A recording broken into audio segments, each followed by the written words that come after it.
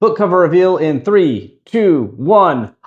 There it is, Peripheral Linguistic Brutality. Yes, I'm very happy to announce that my second book, co-authored this time with Jess Kruk of UWA, a good friend of mine, is coming out via University of Hawai'i Press with a release date of October, so about a month from this video. Excited. So this book has been like 4 or 5 years of my life. I started it before the pandemic hit, and this book is basically an investigation into how global subcultures influence the language use of people on the local scene.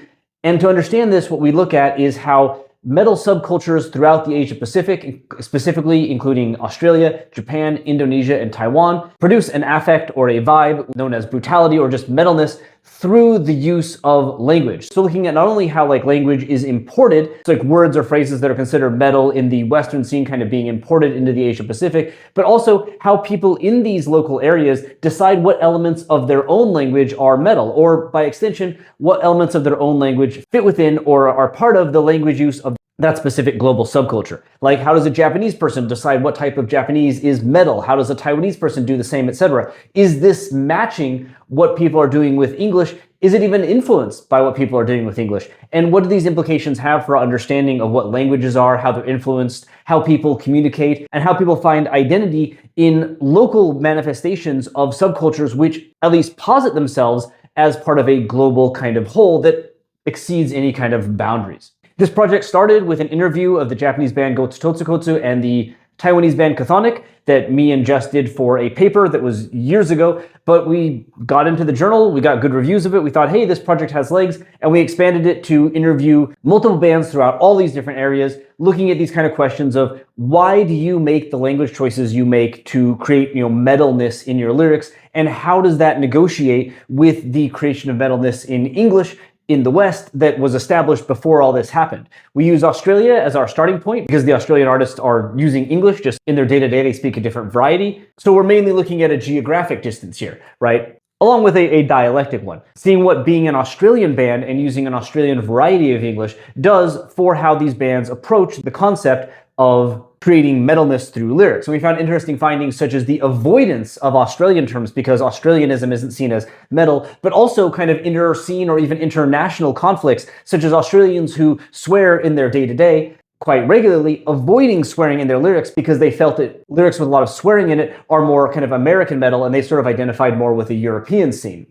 Creating this kind of hilarious table where we compared how many times they swore in our interview versus how many times they swear in their lyrics. The Japanese scene then we use as a first step to look at the kind of language contrast, examining why Japanese people do or don't sing in Japanese within their lyrics, as well as inter-scene conflicts, such as people that we noted saying that they won't sing in Japanese because that feels visual K for them and they want to avoid that.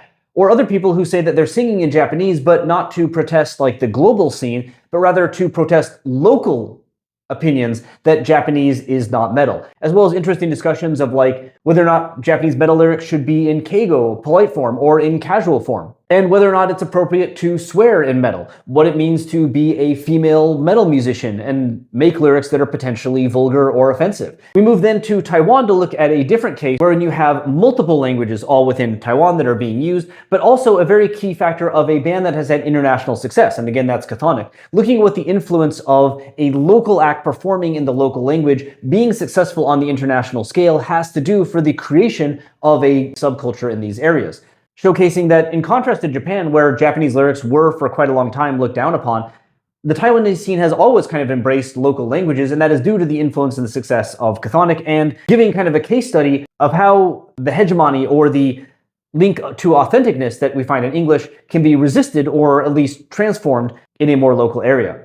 Then finally, Indonesia brings not only a massive number of languages that people have to choose from, but also, of course, the influence of Islam, the mainstream religion, looking at how people who really embrace metal as part of their identity choose not only from various languages, but also from various topics based on their religious beliefs, which contrast very much from the heavily anti-religious posturing of the Western scene, at least historically. All in all, these come together to contribute to global dialogues about the sociolinguistics of globalization, which is primarily built on hip-hop, but by switching genres, we're hoping to see not only can we confirm what some of the research on hip-hop has done, but also looking to see if there are kind of genre differences, and as well looking at a genre which, unlike hip-hop, which has its ideas of authenticity very much linked to, African-American vernacular English, where the roots are, with extreme metal, the origins are more stochastic. They're more random, right? They're coming certainly from English, but it's not rooted in like a specific variety of English or a specific community other than, metalheads. And indeed, we saw this freedom allows a lot of people debating and having their own personal ideas of what authenticity is, but nonetheless, all of these show heavily complex interactions between understandings of the local and the global, such as, Japanese people using English in a way that feels authentic for the Japanese scene despite it being in Japan, or Indonesians making very, very complex choices between what kind of first-person pronouns and second-person pronouns they use, feel both literary in a way that is metal, but also kind of rough in a way that also feels metal, but via ways that, of course, to an English reader may be completely lost. And of course, we talk about fun little graphic things too, like bands taking the, unreadable band logos that are a hallmark of extreme metal and doing it kind of in their own way versus playing with their own kind of language, their own kind of symbols.